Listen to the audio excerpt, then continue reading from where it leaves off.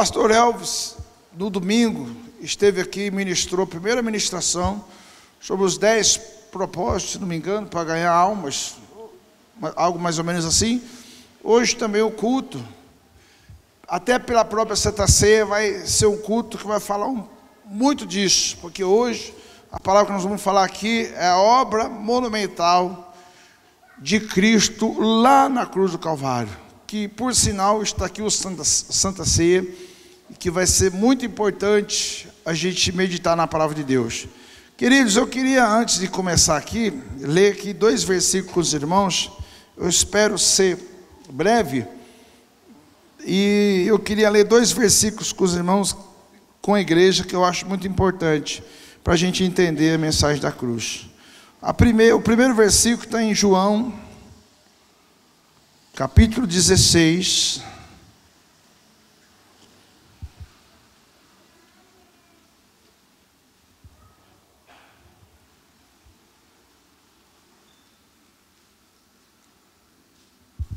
Deixa eu confirmar aqui na minha Bíblia, que a Bíblia nova é muito problema nessa área, hein? Deixa eu ver aqui. Sim, vamos ler João 16, a partir do versículo 5. A obra do Espírito Santo. Vamos lá comigo? Agora vou para aquele que me enviou. Nenhum de vocês me pergunta: para onde vais? Por quê? Farei estas coisas. O coração de vocês encheu-se de tristezas, mas eu afirmo que é para o bem de vocês que eu vou. E se eu não for, o conselheiro não virá para vocês, mas se eu for, eu o enviarei. E quando ele vier, convencerá o mundo do pecado, da justiça e do juízo. Amém ou não? A minha Bíblia aqui, a versão MVI, a outra Bíblia minha fala aqui um outro nome, não fala conselheiro, fala consolador. E aí, querido, cada um deve ter uma tradução, mas o que eu queria falar aqui, que é muito importante, que às vezes, preste atenção, quando você olha Jesus pregando, como falou aqui o Anderson, um versículo muito interessante, lá de João, aonde muitos creram em Jesus, mas eles não confessaram Jesus, porque eles temiam ser expulsos da sinagoga, e eles amaram mais as coisas desse mundo do que as coisas de Deus. E em muitos outros lugares da Bíblia, você vai ver que muitos homens viram grandes milagres, viram coisas extraordinárias, mas não tiveram a coragem de decidir por Jesus. E aí, você pode ler os evangelhos e fazer uma somatória disso, e que você vai ver que a ausência de conversão, muito por conta daquilo que estava acontecendo, se dava porque ainda não tinha se manifestado a pessoa bendita do Espírito Santo. O Espírito Santo, ele ainda não tinha sido enviado para a humanidade. Então, imagine você que Jesus, ele ministrava, as pessoas viam Jesus, as pessoas viam o poder de Deus, as pessoas viam o milagre, as pessoas tinham a palavra de Deus que viria o Messias, que iria acontecer exatamente daquela forma, mas eles não eram convencidos. Por que eles não eram convencidos? Porque o Espírito Santo não tinha sido ainda trazido para eles. Então Jesus, ele afirma que, olha, eu vou para o Pai, e se eu não for, ele também não pode vir, mas quando eu for para o Pai, aí então o Espírito Santo de Deus, o Consolador, o Conselheiro, ele vai vir, e vocês não ficarão órfãos, porque o Espírito Santo, ele vai vir, e ele vai repousar sobre vocês. Quer dizer, toda a pregação de Jesus, todo o ministério de Jesus, tudo que Jesus Cristo fez, apontava para a cruz, levava Jesus para a cruz, e Jesus, ele ia na cruz, Aí, quando Jesus foi na cruz, aconteceu um grande milagre para que o Espírito Santo, então, pudesse descer sobre as nossas vidas, para que nós pudéssemos receber o Espírito Santo no nosso coração. Então, por exemplo, às vezes uma pessoa, ele se torna um simpatizante de Jesus. Às vezes uma pessoa, ele olha para a igreja e ele quer congregar na igreja, ele quer fazer parte da igreja. Ele foi convencido, por exemplo, que uma pessoa, se ele morrer sem Jesus, ele pode ir para o inferno. Obrigado. Ele pode ir para o inferno. Aí ele fica convencido por tudo isso. Mas, meus amados, deixa eu falar uma coisa para você. O que vai valer realmente na tua vida, você permanecer na igreja, você ser transformado na igreja, é você abrir teu coração para você receber no teu coração a presença do Espírito Santo de Deus. Isso não tem nada a ver com manifestação de língua estranha, não tem nada a ver com o batismo do Espírito Santo. O receber o Espírito Santo de Deus na sua vida é você ser convencido pelo Espírito Santo de Deus da necessidade que o homem tem de ele ter Deus no coração.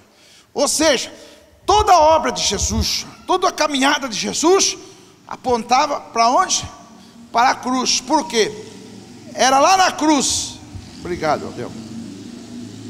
Era exatamente lá na cruz que ia se consumar a obra de Deus. Tanto é que o inimigo, ele tentou de todas as formas, desculpa, irmãos, o inimigo tentou de todas as formas fazer o quê? Impedir Jesus de ir para a cruz. O inimigo apresentou tentação, o inimigo apresentou frustração, o inimigo apresentou a dor, apresentou tudo para que Jesus Cristo não fosse, mas Jesus Cristo foi para a cruz.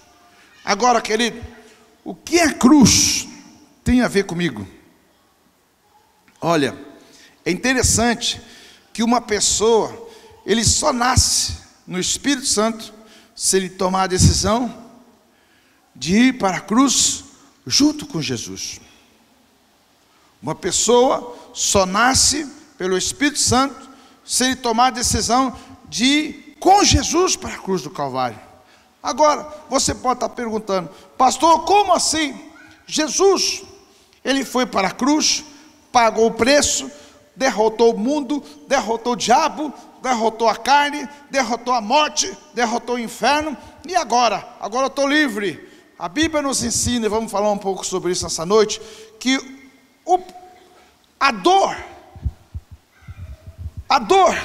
o sofrimento, tudo Jesus ele passou no nosso lugar. Mas, queridos, nós não podemos separar a vida de Jesus na cruz com a nossa vida. Por quê? O único jeito, querido, de você receber Jesus é você nascer de novo, nascer da água, nascer do Espírito e ter uma cruz para você subir nessa cruz todos os dias que for necessário. Então, queridos, o novo nascimento se dá na vida de uma pessoa que ela consiga, em primeiro lugar, compreender a cruz de Cristo. Isso é possível, porque o novo nascimento se dá por conta disso. Então, por exemplo, nós vamos fazer algumas meditações aqui, muito importante. Por exemplo, eu vou ler muitos textos, mas ele vai ser importante para nós falar que a obra monumental que Cristo fez na cruz do Calvário, e graças a Deus, hoje nós temos o Espírito Santo, porque como diz aqui em João, ele foi para o Pai, e o Espírito veio sobre as nossas vidas. Amém, queridos?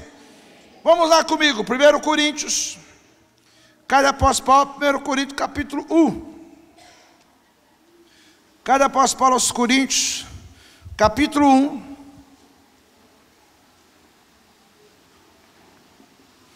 Versículo 17 e o versículo 30. A sabedoria humana esvazia a cruz, mas Cristo é a sabedoria de Deus. Amém? 1 Coríntios, capítulo 1, versículo 17, diz assim, olha, vamos lá.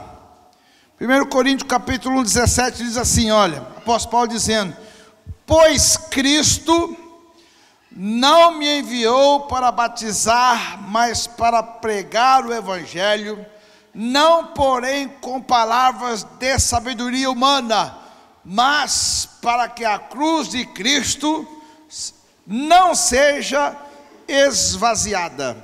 É o que está na minha Bíblia aqui, talvez a sua tenha uma palavra diferente. Vou repetir: pois Cristo não me enviou para batizar, mas para pregar o evangelho, não porém com palavra de sabedoria humana, mas para que a cruz de Cristo não seja esvaziada. Amém ou não, querido? Versículo 30 agora, vamos lá já.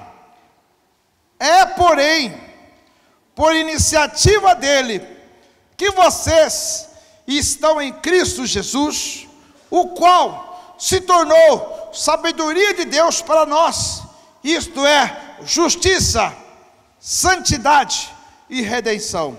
Amém ou não? Então, olha aqui para mim, para os irmãos verem que interessante. O apóstolo Paulo, ele estava aqui sendo acusado pela igreja de Coríntios, de ele ser um tipo de pessoa, e que ele influenciava as pessoas a tomarem partido. Por exemplo, lá na igreja de Coríntios, tinha uma questão onde as pessoas queriam ver o homem, e queriam ver a importância do homem. Em que sentido? O apóstolo Paulo se depara com uma igreja que ela tinha todos os dons. Era uma igreja muito poderosa, a igreja de Coríntios, mas a igreja de Coríntios não tinha uma vida de prática da palavra de Deus, no que diz respeito à unidade, no que diz respeito a olhar, ver Deus na vida das pessoas. Mas a igreja de Coríntios, eles viam os homens, a sabedoria dos homens. E o que acontece às vezes, querido? Às vezes tem pessoas que ele começa a procurar a palavra, e buscar a palavra, e buscar a palavra, aí ele começa a medir. Sabe o que ele começa a medir? Ele começa a medir as pessoas pelo seu grau de instrução, começa a medir as pessoas pela palavra. E aí, querido, aqui cai o grande perigo. Eu não vou dizer que é 100%, mas uma grande maioria dos pastores que não foram testemunho para a igreja, foi para a internet. E lá na internet, esses pastores têm palavras poderosas, têm ministrações, querido, muito poderosas, no que diz respeito à sabedoria humana. Então a igreja de Coríntios, ela tinha uma perspectiva ali, de analisar as pessoas pela sua capacidade. Aí então, chegou lá na igreja de Coríntios, tinha uma briga, vamos dizer assim, entre a igreja, e que cada um media a sua importância em cima de quem o tinham batizado. Então chegou lá, começou a dizer: eu sou de Paulo, eu sou de Apolo, quem me batizou eu foi o fulano, e foi o cicrano, quem me batizou eu foi o outro. O apóstolo Paulo falou: ainda bem que eu não batizei ninguém de vocês.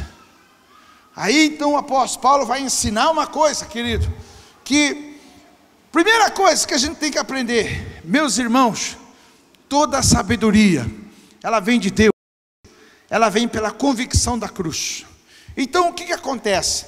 Existem pessoas que crescem muito nessa questão do oportunismo, porque são pessoas que acham que eles são melhores intelectores, ou são melhores pessoas que têm uma boa retórica. Isso, querido, de fato, pode ser uma coisa que o ser humano pode ter. Tem pessoas que sabem falar e falam muito bem, pessoas que estudou técnicas para isso, queridos. Agora, meus amados, nós não podemos nos deter a isso. Meu querido, deixa eu falar uma coisa para você: se você tiver vida no altar, e se você tiver a palavra da cruz com você, você vai abrir a tua boca e o Espírito Santo vai entrar no coração da pessoa. Queridos, eu tenho uma história de um pastor que contou uma determinada época, em que tinha lá 2 jovens na igreja. Um jovem na igreja era aquele jovem bom, e que gostava, ele era um jovem que ele se dava bem com todo mundo, era uma pessoa muito animada. E tinha aquele outro que era um jovem mais tímido. E aí aqueles dois jovens caminhavam juntos. Só que aquele jovem um pouco mais tímido, talvez por conta do seu temperamento, era um menino de oração. Um menino de oração. Aí quando chegou na igreja, o pastor pegou e viu que aquele moço quase nunca falava. O pastor falou assim: irmão, hoje você tem uma oportunidade. Aí ele chegou na frente do culto, abriu Mateus capítulo 1 e leu toda a genealogia de Jesus. E fulano gerou Cicrano, e Cicrano gerou não sei quem, e fulano gerou, e chegou até Jesus. Fez uma oração, deu o microfone e foi sentar. Aí quando o pastor pegou o microfone dele, vinha vindo uma família inteira para frente. Sabe fazer o quê? Aceitar Jesus. Aí aquele jovem que estava no banco falou assim: não é possível, o cara leu a genealogia de Jesus, e uma família inteira foi aceitar Jesus. Alguma coisa está errada, eu preciso descobrir o que é. Aí aquele jovem não contente chegou na família e falou assim: puxa, que palavra abençoada, né? O pai da família falou: sim, uma palavra abençoada. Aí ele não contente falou assim: escuta, mas o que levou vocês na frente a aceitar Jesus?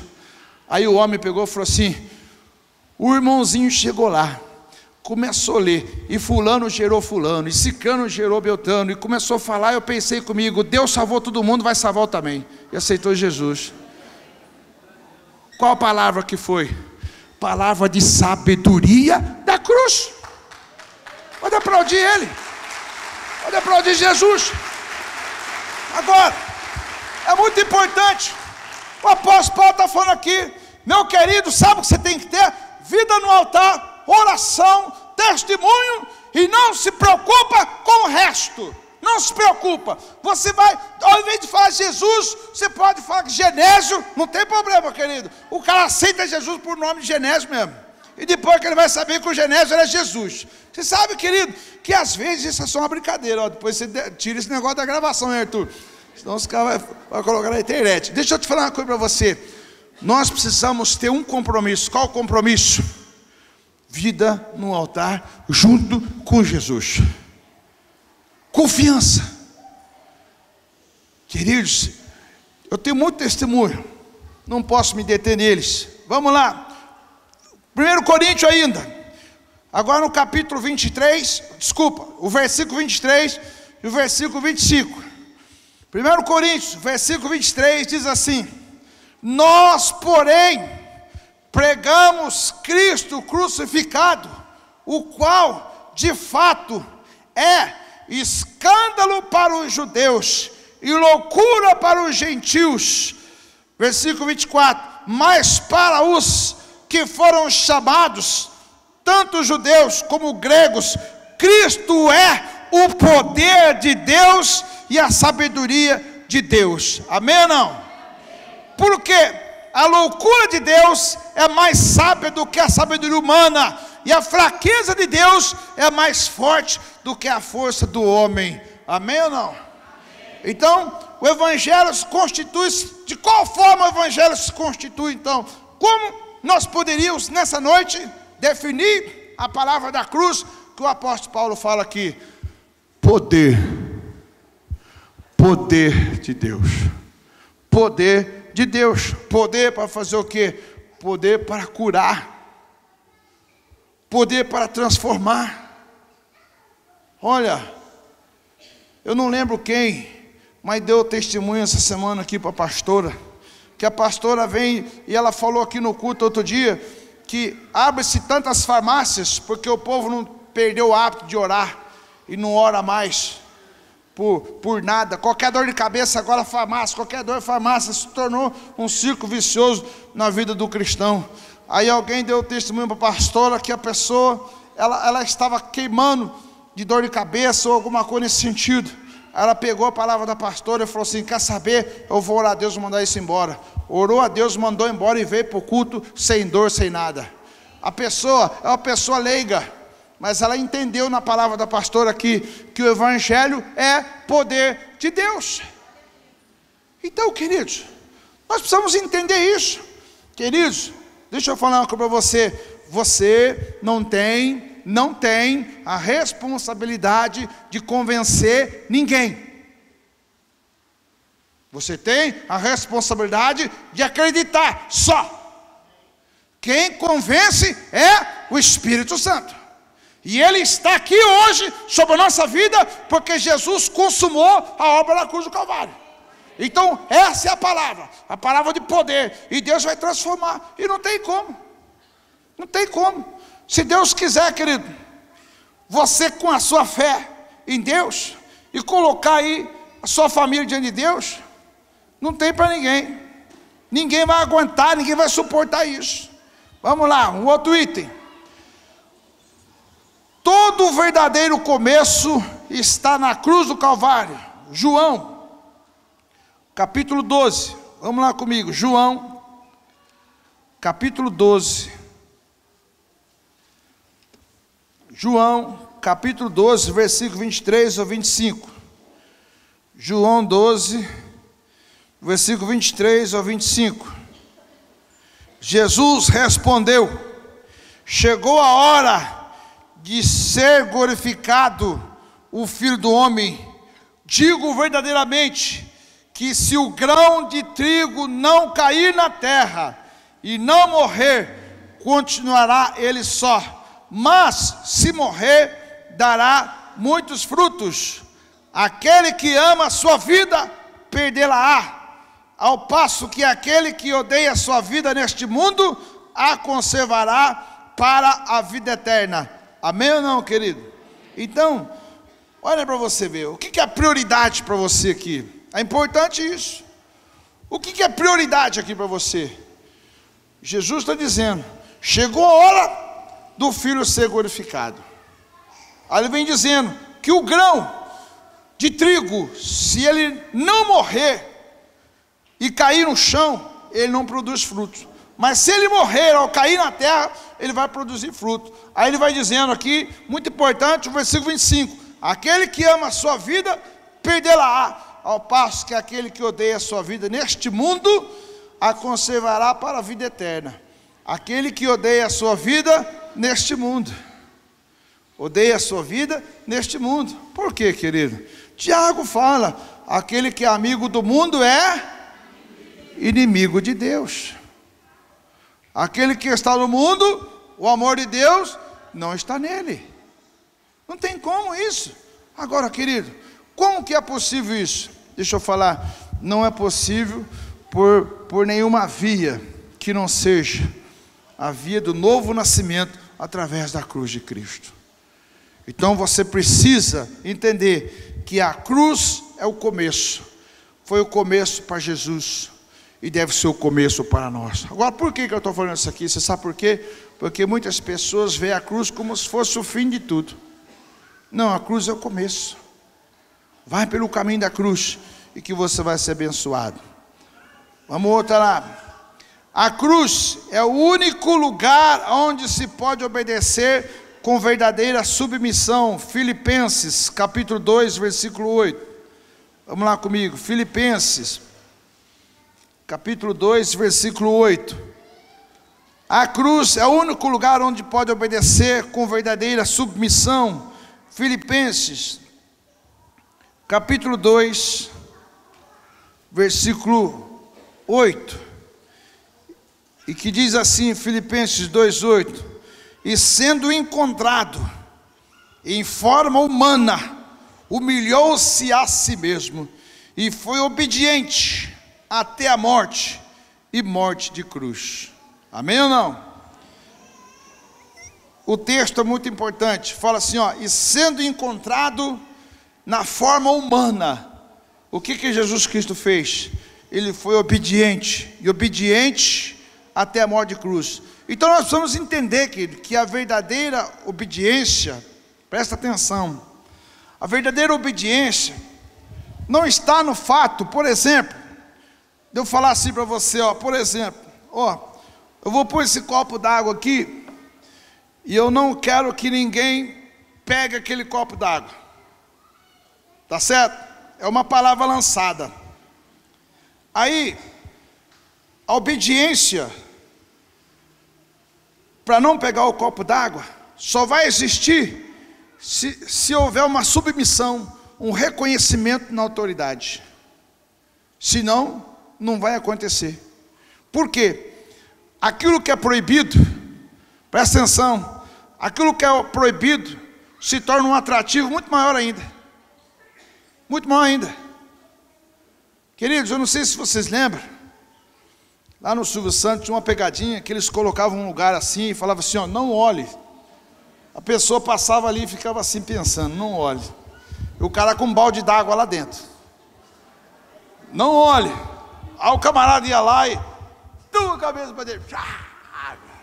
Você se lembra disso? Aquilo ali é o ser humano, na sua vida, na sua totalidade. Quando Deus falou, Eva, não coma desse fruto, porque se você comer, você vai morrer. O que atraiu a Eva a comer o fruto? Foi o pecado, a introdução do pecado por conta do diabo. Agora, querido, deixa eu falar uma coisa para você. Se eu coloco um copo de água aqui, eu posso falar o que eu quiser para a pessoa não tomar aquela água. Presta atenção, se ela não for submissa à autoridade que está falando, olha aqui, ela vai pegar o copo d'água. Obediência não pode ser algo que custa para mim ou custa para você. Você não pode ficar olhando para o pecado e falar assim, puxa vida, eu estou com vontade de pecar. Nossa, oh meu Deus, eu estou com vontade de pecar. Não. O que faz você não pecar? Não é a palavra não pecar. O que faz o homem não pecar, sabe o que é? É a submissão que ele tem a Deus. Ele sabe que ele vai entristecer o Espírito Santo. Aí o que ele faz? Ele fala, eu vou resistir o pecado, porque eu não quero desagradar o meu Deus. Não é assim? Não é assim? É assim. É assim que acontece com o pecado. Por que as pessoas não saem por aí se lançando a sua vida ao pecado, a prática do pecado, ou uma sexualidade pervertida? Por quê? Porque é casado, tem uma aliança com a esposa, tem um amor. É diferente diante de Deus. Diante de Deus existe aquela questão da submissão. Eu sou submisso a Deus. É por isso que eu não vou fazer coisa errada. Agora, querido, todo dia, na porta do meu coração as coisas erradas para fazer, todo dia. Mas por que eu não vou fazer? Eu não vou fazer porque eu sou submisso ao meu Deus. Então eu vou falar não. Agora, querido, você vai ficar ali, tomo ou não tomo? Tomo ou não tomo? E agora? Ninguém está vendo. E se eu tomar, o que vai acontecer? E se descobrir? Meu querido, é errado. A cruz é o único lugar onde se deve obedecer com verdadeira submissão. E qual é o exemplo? Da onde que vem o exemplo? O exemplo vem disto: e sendo encontrado em forma humana, humilhou-se a si mesmo e foi obediente até a morte da cruz. Agora, olha aqui para mim. Quem disse que amou o mundo de tal maneira? Quem disse? Foi Jesus? Foi Jesus que amou o mundo? Não, foi Deus que amou o mundo. Olha aqui para mim, Jesus tem nada a ver com isso.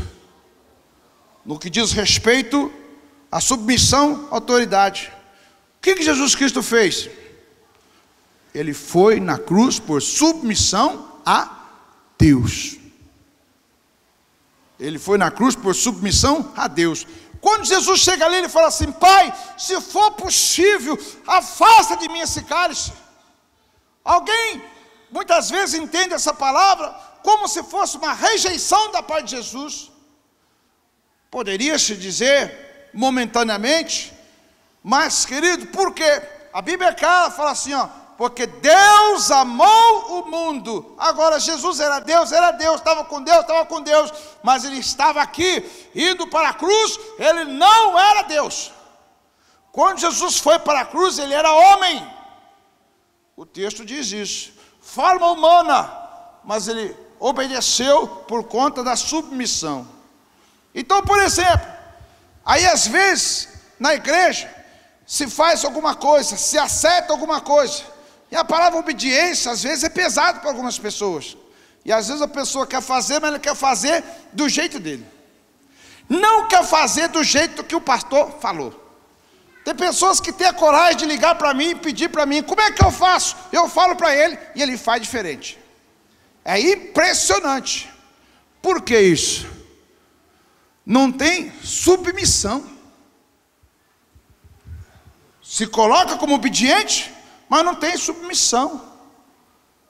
Agora, queridos, aquele que vos fala não é um ditador. Não. Eu aprendo, vou fazendo, eu quero fazer da melhor forma possível. Agora você tem que entender que a cruz é o único lugar onde se pode obedecer com verdadeira submissão.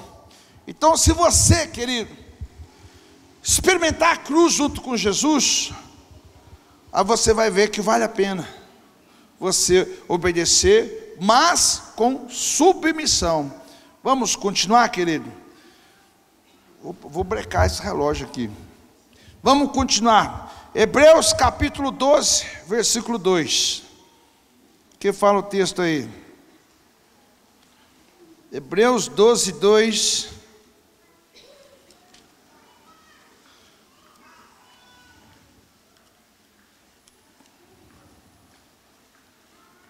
Bíblia Nova é difícil. Eu vou chegar lá. Hebreus 12, 2. O que é que diz aí? Olha, Hebreus 12, 2 fala assim: tendo os olhos fitos em Jesus, autor e consumador da nossa fé, ele, pela alegria que lhe fora proposta, suportou a cruz, desprezando a vergonha, e assentou-se à direita do trono de Deus. Amém ou não? Amém ou não? É muito interessante esse texto aí. Vou ler de novo, querido. Tendo os olhos fitos em Jesus, autor e consumador da nossa fé, ele, pela alegria que lhe fora proposta, suportou a cruz, desprezando a vergonha, e assentou-se à direita no trono de Deus. Ou seja, querido, que a única forma de recuperar a alegria de Deus é suportando a vergonha da cruz. E sendo assim, nós nos habilitamos a ser pessoas vitoriosas. Ou seja, querido, algumas pessoas ainda não entenderam que é preciso que se deixe a vergonha do lado. Ainda existem pessoas que ainda têm vergonha de falar que é cristão. Tem pessoas que ainda têm vergonha de assumir essa postura, como foi lido no texto aqui de hoje. Agora, querido, presta atenção. A única forma de recuperar a alegria de Deus é suportando a cruz e nos habilitando a ter uma vida de vitória. Vou ler o texto de novo, que fala o seguinte: tendo os olhos fitos em Jesus, autor e consumador da nossa fé, ele, pela alegria que lhe fora proposta, suportou a cruz. Amém ou não? A alegria que lhe foi proposto. O que é a alegria que foi proposto para Jesus? Você poderia falar assim: pastor, mas Jesus sofreu. Como que fala aqui que ele tinha alegria? Queridos, você sabe que o cristão, ele tem que olhar pela fé para frente. E quando você vai olhar a alegria, você tem que ver a alegria depois que você vai passar. Se você ficar preso no momento de dor, se você estiver passando por uma luta e você ficar desesperado na luta, você vai atrair mais luta ainda. Mais luta ainda. Agora vamos partir de um ponto, aplicar um pouco de matemática aqui, querido. Quem quer receber grandes vitórias aí, levanta a mão assim, fala assim: quem quer receber grandes vitórias? Agora abaixa a mão. Quem quer receber grandes lutas aí, mas muita luta mesmo, levanta a mão. Meu querido, deixa eu informar. Como que você vai ter grande vitória se você não vai ter grande luta? Fala para mim. Como que você vai ter grande vitória se você não vai ter grande luta? Oh, meus amados, as grandes vitórias só vêm depois de grandes lutas. Agora, você percebeu como é que você é? Falou da vitória, amém, glória a Deus, aleluia. Falou de luta, Amados, essa é a realidade. Essa é a realidade. Você observa que a cruz para Jesus, olha o que diz o texto aqui. O texto diz que Jesus na cruz, Ele restaurou a alegria, meus amados. A alegria diante de Deus foi restaurada na cruz do Calvário. Agora, por que a alegria foi restaurada? Porque Jesus venceu. Você sabe, querido, que é muito importante isso na vida do cristão. Sabe o que é importante isso? Você já saber uma coisa, presta atenção: as portas do inferno não prevalecerão contra a igreja do Senhor Jesus. Amém ou não? Outra coisa que é importante você saber: não vem tentação sobre nós a não ser humana, e ninguém é tentado acima do que possa suportar, e junto com a tentação Deus manda o escape. Olha o que a Bíblia diz mais. A Bíblia diz que em Cristo Jesus nós somos mais do que vencedores. Agora, sabe qual é o problema disso? Que isso aí só se materializa depois da luta. Mas você já está rejeitando a luta? Eu não estou entendendo. Já está rejeitando a luta. Tem pessoa que quando está em luta liga para o pastor, liga para o líder e fala: não vou mais na igreja, minha vida piorou. Meu querido, a vida boa para o diabo é você lá no bar bebendo, é você lá na biqueira cheirando, é você lá no mundo prostituindo. Essa vida é boa para o diabo, ele não vai fazer nada com você. Queridos, quer a vida tranquila? Entre aspas, né? Quer a vida tranquila, quer a vida tranquila, aparentemente, vai ser amigo do diabo. Até o dia que ele amanhecer, esquisito, ele cata o primeiro que ele cata é você. Agora, querido, você saiu do bar, saiu da prostituição, saiu da droga, saiu da mentira, saiu, querido, do inferno, veio para a luz. Meu querido, você quer que o diabo vai fazer assim por você? Não, irmão. Quando o cara aceita Jesus, o inferno inteiro vai em cima dele. Você sabe como é que um pastor falou? A foto de quem está na igreja e não está fazendo nada, lá no inferno é uma foto 3x4.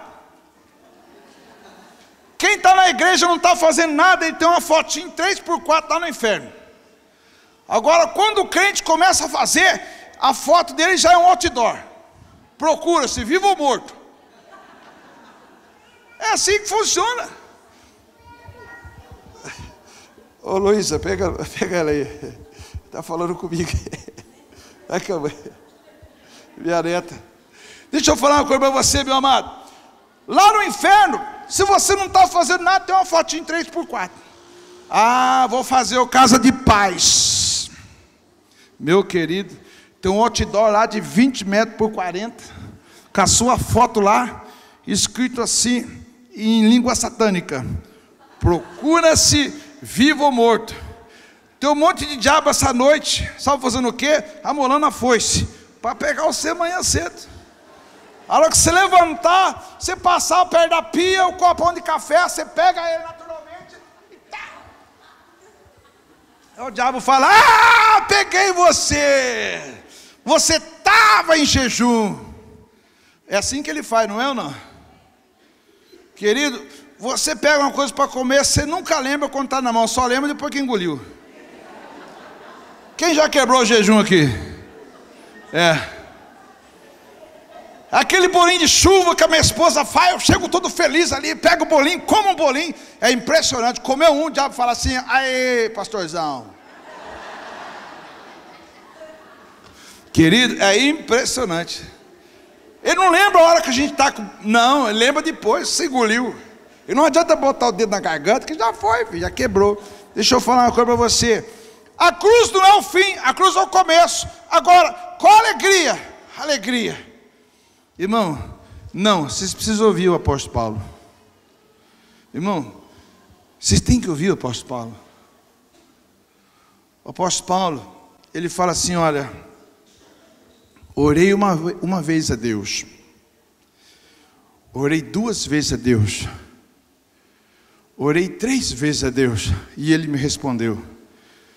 E sabe o que Deus falou para Paulo? Paulo, a minha graça te basta na tua vida. Você sabe por quê, Paulo? Porque na tua vida, o meu poder se aperfeiçoa na sua fraqueza. Ó a receita. Olha que receita que Deus deu para o apóstolo Paulo. O meu poder vai estar na tua vida só quando você estiver fraco. Agora, vê se o apóstolo Paulo tem coragem ou não. Qual foi a oração complementar que ele fez? Então, eu quero ser fraco. Eu quero que o Senhor me permaneça na luta. Eu quero continuar sendo fraco para que o seu poder possa se aperfeiçoar da minha vida. Agora eu falo para você, é fácil isso? Não é não, velho. Você sabe por quê? A nossa geração, querido, de cristão, a gente só quer bênção e vitória. E muitas igrejas aprenderam a fazer isso. Muitas igrejas aprenderam a fazer isso. Sabe como? Traga uma oferta agora, te custa. Traga uma oferta aqui que custa para você. Quanto vale o seu marido salvo? A sua mãe salva? O seu esposo? Quanto vale? Quanto vale? Traz uma oferta aqui de R$1.000. E as pessoas caíram no embalo. Caiu no embalo. Foi comprando bênção. E ó, aliança com Deus, obediência com Deus, como foi lido aqui, de você ser o dizimista, um ofertante, é um sinônimo de você ser próspero. Igual outro dia alguém perguntou para mim, falou, pastor, ser dizimista e ofertante tem a ver com salvação? Eu falei, peraí, vamos colocar, depende do ponto de vista. Por quê? Como que você crê na palavra parcialmente e você não crê na palavra da aliança? Interfere. Agora, por exemplo, eu tenho o pastor Eliel, que alguns de vocês conhecem. Ele está nos Estados Unidos agora. Mas ele tem, por exemplo, lá em Foz do Iguaçu, um empresário, que é amigo dele, que não é crente, que não vai na igreja, mas é dizimista na igreja dele. E uma vez por semana, quando ele está em Foz do Iguaçu, o empresário chama ele e ele faz um culto com todos os funcionários, uma vez por semana de manhã cedo. O pessoal entra na fábrica às 7 horas da manhã, já entra para o culto. Vai todo mundo para o culto. Aí o culto vai até às 8, aí depois o pessoal vai começar a trabalhar. Agora pergunta para mim, o cara não frequenta a igreja, não aceitou Jesus, mas ele entendeu um princípio, que o princípio de você ser um dizimista, Deus, Ele vai te abençoar. E o cara é dizimista. Agora eu pergunto para você, vai ser salvo? Não. Não tem como.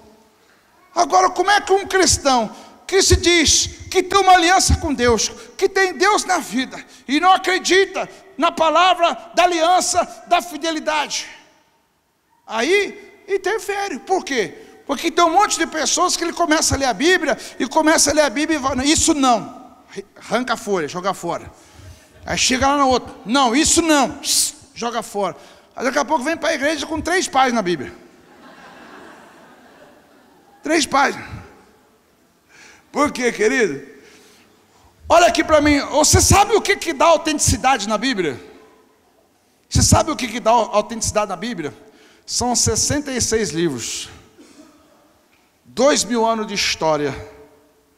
Muitas pessoas em épocas e momentos bem diferentes que escreveu a Bíblia dirigido pelo Espírito Santo. Mas o que faz a Bíblia ser autêntica é que um livro fala do outro. Os 66 livros da Bíblia estão entrelaçados um com o outro. A Igreja Católica, por exemplo, ela tenta até hoje, ela tem uma Bíblia diferenciada, onde ela coloca os livros apócrifos como fazendo parte da Bíblia. Só que esses livros não se falam em nenhum outro lugar na Bíblia. Por isso que a igreja evangélica, ela não reconhece esses livros. Por quê? Eles não têm uma relação um com o outro. Agora, a Bíblia toda, está toda ela relacionada um com o outro. Lá no Velho Testamento, apontava para a cruz. No Novo Testamento, aponta para a cruz. Lá, a cruz ia acontecer. Aqui, a cruz já aconteceu. Mas tudo é na cruz. Então, não tem como desvencilhar a Bíblia. Agora, o que é o Velho Testamento? É um trem que veio. Se cumpriu Jesus na cruz e continuou o trem. Então existe uma linguagem diferente, uma forma diferente, doutrina diferente, até porque Deus fez os 10 mandamentos. O homem fez 660 leis e agregou no Velho Testamento. Por isso que você vê lá no Oriente Médio, por exemplo, algumas pessoas lá que se diz muçulmano, que se diz praticante do Alcorão, que seria o Velho Testamento, e matando no nome de Deus. O apóstolo Paulo matou quantos cristãos no nome de Deus? Agora, querido, como que você lê a Bíblia, tem uma aliança com Deus, e aí você vem, me desculpa, eu ia chamar você de carne de pau, mas não vou chamar não. Aí vem e fala assim, não vou fazer isso. Qual a relação sua com Jesus? Zero. Zero. Não tem intimidade, não tem aliança, não tem fidelidade. Aonde você vai? Vai chegar aonde? Então, meu querido, deixa eu falar para você, a cruz estabelece alegria, em nome de Jesus. Gálatas capítulo 6, versículo 14, vamos voltar um pouquinho aí. Gálatas 6, 14. Quanto a mim, diz Paulo, quanto a mim, que eu jamais me glorie, a não ser na cruz de nosso Senhor Jesus Cristo, por meio do qual o mundo foi crucificado para mim, e eu para o mundo. Amém ou não? O mundo está crucificado para mim, ou seja, já passou, e eu também estou crucificado para o mundo, eu também já passei. Eu não tenho nada a ver com o mundo, irmãos. Eu não tenho nada a ver com o mundo. Eu confesso para os irmãos, minha esposa sabe disso, eu acompanho o jornalismo, e acompanhei a trajetória desde a Dilma, de tudo isso, tudo que aconteceu, e eu fiquei, de certa forma, entristecido, porque, na minha opinião, a república já caiu, não tem mais jeito. Mas, querido, eu estava desenvolvendo dentro de mim um tipo de sentimento, e que, como pastor, como pai, como avô, tenho a minha responsabilidade. Mas, querido, aquilo estava anulando algumas coisas, a convicção da palavra de Deus. E aí, o que eu fiz?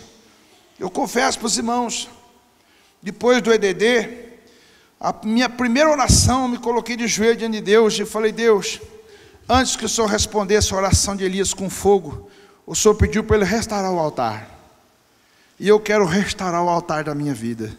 E quando eu fui restaurar o altar da minha vida, em oração diante de Deus, queridos, muitas preocupações, muitas convicções desapareceram da minha mente. E eu comecei a enxergar, a viver uma vida diferente.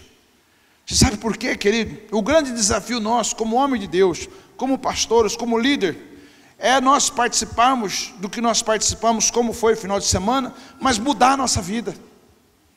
Tudo que o pastor Elvis fez aqui, tudo que o pastor Jó, a pastora Nilda e a pastora Branca e o Marivaldo fizeram aqui, vai ser nada, se não transformar a tua vida. Então eu confesso para os irmãos, na segunda-feira, cansado, querido ali, eu falei, Deus, restaura o altar da minha vida, eu não quero viver desse jeito, eu quero convicção diferente. Sabe, meus amados, nós precisamos entender o que o apóstolo Paulo diz aqui, quanto a mim, que eu jamais me gloria, a não ser na cruz do Senhor Jesus Cristo, pelo meio da qual o mundo foi crucificado para mim, e eu para o mundo. O que eu passei a observar? Eu não assisti mais, não acompanhei mais o jornal. O que eu fiz como cristão? Estou orando agora. Mas, irmãos, eu não estou mais, foi uma semana que eu não acompanho mais. Eu não sei mais o que está acontecendo em Brasília, mas eu sabia de tudo. Agora eu não sei mais. Sabe por quê? Porque a única força que eu posso contribuir é a oração. Então, querido, deixa eu falar uma coisa para você. Irmãos, a descrição do mundo. Jesus diz, o mundo jaz do maligno. O mundo jaz do maligno. Então, por que você quer ficar no mundo? Quer ficar com o maligno?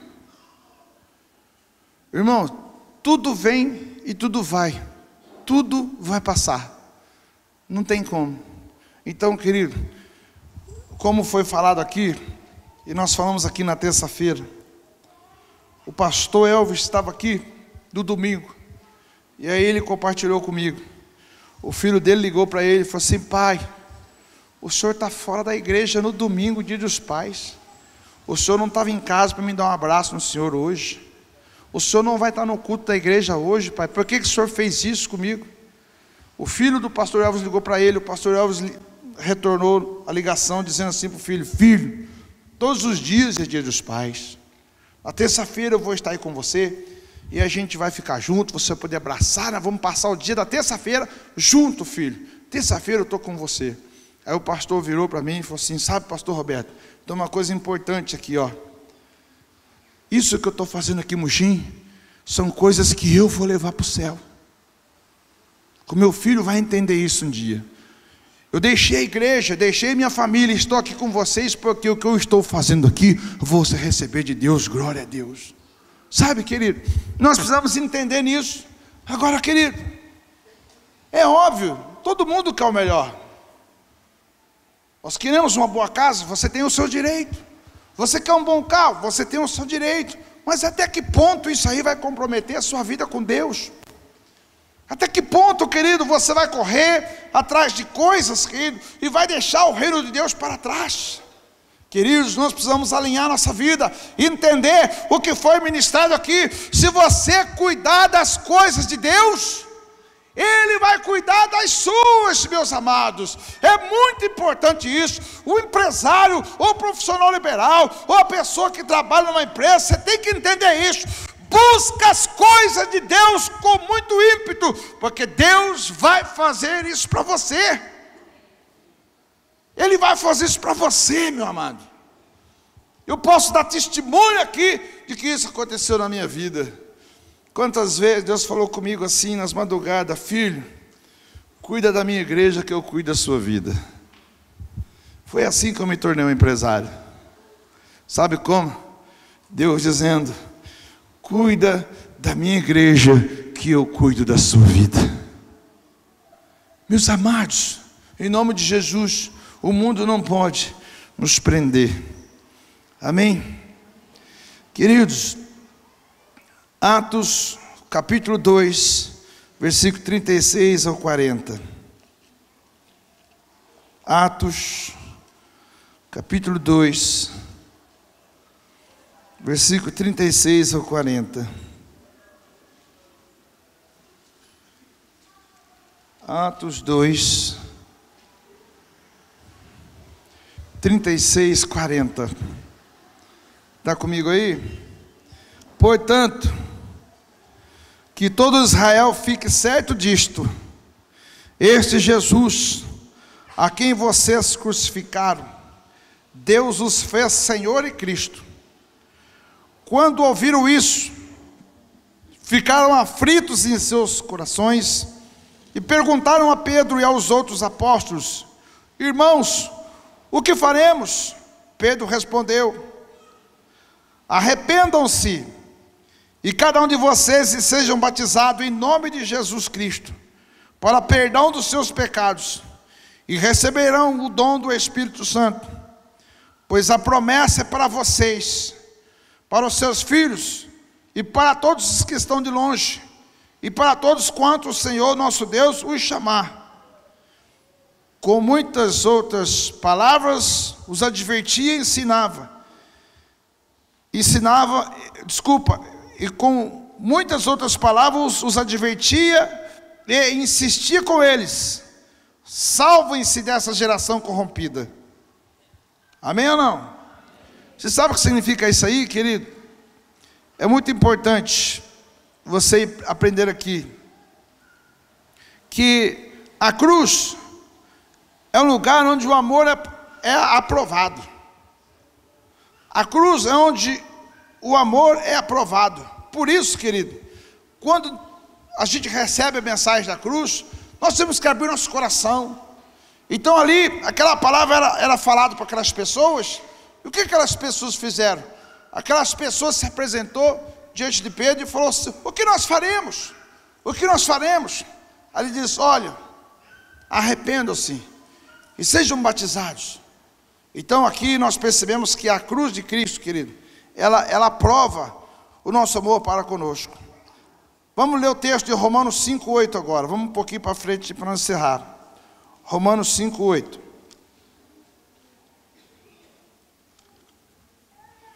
Romanos 5:8, vamos ver aí. Romanos 5:8 fala assim, olha: mas Deus demonstra seu amor por nós. Cristo morreu em nosso favor, quando ainda éramos pecadores. Ou seja, Deus, ele provou seu amor para conosco. Então Deus aprova e Deus também prova o seu amor para conosco. Por quê? Tudo aquilo que Deus falou a nosso respeito, ele provou, ele consumou na cruz do Calvário. Tudo isso estava sobre Jesus na cruz do Calvário. E hoje, querido, nós somos salvos porque Jesus foi para a cruz de Cristo. Porque, ou melhor, Jesus foi para a cruz. E a obra redentora da cruz é essa, é que Jesus pagou no nosso lugar. Agora, querido, nós estamos aqui nessa noite, diante do corpo e diante do sangue do Senhor Jesus Cristo. Queridos, a palavra de Deus, o apóstolo Paulo fala e nos ensina lá em Coríntios, em que nós devemos trazer a memória, trazer a lembrança, porque se Jesus não tivesse ido para a cruz, querido, nós também não tínhamos como ir para a cruz. Imagina os irmãos que Jesus pagou o preço, ele sofreu a dor, mas como nós vimos aqui, com muita alegria, Jesus consumou a sua obra na cruz do Calvário. Agora hoje, como memória, o que nós temos que fazer, querido? Trazer a memória, a lembrança, e saber, querido, que se não fosse o gesto de Jesus, nós não estaríamos aqui. E aí o Senhor adverte a seguinte questão: quem não comer desse pão, que vai ser orado, consagrado o corpo de Jesus, não tem parte com ele. E quem não beber desse vinho, que vai ser consagrado o sangue de Jesus, também não faz parte da aliança com ele. Então a Santa Ceia para nós, querido, para que nós tenhamos aqui a nossa memória, e a gente nunca esqueça da onde nós viemos e para onde nós iríamos. Eu ministrei alguns anos aqui, alguns meses, pode ser até alguns anos, a respeito disso, da nossa primeira iniciativa na transição da igreja, em que Cristo um dia, eu pedindo para o Senhor alguma coisa, Deus se apresentou para mim, e Deus falou assim para mim: quem você era? Quem você era? E eu comecei a fazer uma reflexão de quem eu era. O que eu fazia? O Senhor me fez eu lembrar de tudo isso. O Senhor fez uma outra pergunta: quem você é hoje? E para onde você está indo hoje? Olha, queridos, uma conclusão rápida. Eu estava no mundo, morto, dos meus delitos e pecados, e estava caminhando a passo largo para o inferno, sem Jesus. Hoje, eu estou em Jesus, tenho minha esposa, minha família abençoada, tenho a confiança de Deus, e hoje eu estou caminhando para ir para o céu. Então, qual que é a diferença do antes e do depois? Você já imaginou? Eu já imaginei, mas já imagino rapidinho, não imagino muito não. Uma pessoa morrer sem Jesus, chegar no inferno e saber que não tem mais volta. Queridos, eu vou ser sincero para os irmãos, eu tenho medo, tenho muito medo. Tem dia que eu acordo de noite, que dá a impressão que eu acordei de noite, que meu coração está parando, porque eu sou hipertenso, e todas as vezes que eu vou medir a pressão do meu coração, que fica o dia inteiro com o aparelhinho ligado aqui, todo o pico dele, de altura, de pressão, é tudo de madrugada. Eu falei para o doutor: mas não é possível, doutor, a hora que eu estou dormindo, meu corpo está descansando, e aí que dá o pico, que esse negócio dispara, vai para 20, vai para 21, de noite. Eu falei: doutor, eu sou um candidato afadado a morrer de noite, dormindo. Aí eu me liguei, sabe como eu me liguei? Eu tenho que orar antes de dormir. Você acha que eu sou bobo? Antes de dormir já vou: Senhor, me perdoa agora, em nome de Jesus. Se eu fiz alguma coisa, se eu pensei em alguma coisa, Senhor, me limpa agora, porque eu acredito que eu estou com o Senhor, amém ou não? Já vou ali. filho. Por quê? Porque o negócio vai. E quando eu acordo de madrugada? Minha esposa sabe disso. Eu acordo de madrugada, filho, já abro aquele negócio que na ponta da cama assim, que põe cobertor, essas coisas, eu jogo o cobertor nas coisas, já deixo, já põe meu celular e já vou orar. Porque eu faço que Deus está me levando da morte. Deixa eu orar então. É assim que funciona. Querido, então deixa eu falar uma coisa para você. O Senhor falou comigo. Quem você era? Eu estava no mundo, estava indo para o inferno. E agora? Onde você está? Agora você está caminhando para o céu. Agora eu falo para você, qual o valor disso? Ô irmão, você acha que eu vou largar de Jesus? Meu querido, deixa eu falar uma coisa para você. A Santa Ceia é isso aqui. Olha aqui para mim. A Santa Ceia é para você medir isso na tua vida. A Santa Ceia é para você fazer essa conta. Essa conta. Essa conta você tem que fazer. Você sabe por quê, meu querido? Porque a cruz está aqui na nossa frente hoje. A carne, moído pelas nossas transgressões, o corpo. Agora, sabe o que significa o corpo de Cristo? Significa a igreja. Se você não discernir a igreja, se você não fizer parte da igreja, você não faz parte de Jesus também. Deixa eu falar uma coisa para você. Sabe o que Jesus Cristo vai buscar ou não? Ele vai buscar a igreja. Olha aqui para mim. Se você não fizer parte da igreja, você corre um risco muito grande de ficar para trás. Porque a igreja, irmão, ele vem buscar a igreja. Tudo é igreja. Ela é igreja. Agora, qual a responsabilidade que a igreja tem de você ser salvo? Qual que é a responsabilidade que a igreja tem que você salvo? A responsabilidade é isso que nós pregamos aqui. A sua vida, as suas atitudes, a sua maneira de viver faz com que você seja a igreja coletiva, a igreja individual, desculpa. Você se tornou a igreja individual. Aí você tem Jesus com suas atitudes inserido dentro do corpo. Aí então agora nós vamos fazer parte da igreja coletiva. E o que Cristo vem buscar? É a igreja coletiva. E que vai, cada um com a sua responsabilidade, como igreja individual, que vai subir para o céu. Amém ou não, querido? Então a Santa Ceia, sabe o que a Santa Ceia serve? Para você refletir e saber quem você era, e saber quem você é hoje, e saber para onde você ia, e saber para onde você vai. Então é muito importante que a Santa Ceia te traga para você essa reflexão a respeito disso. Por isso que o apóstolo Paulo escreve: examina-se o homem a si mesmo antes de fazer parte, porque quem não tiver o discernimento, a Bíblia diz, come e bebe para a sua própria condenação.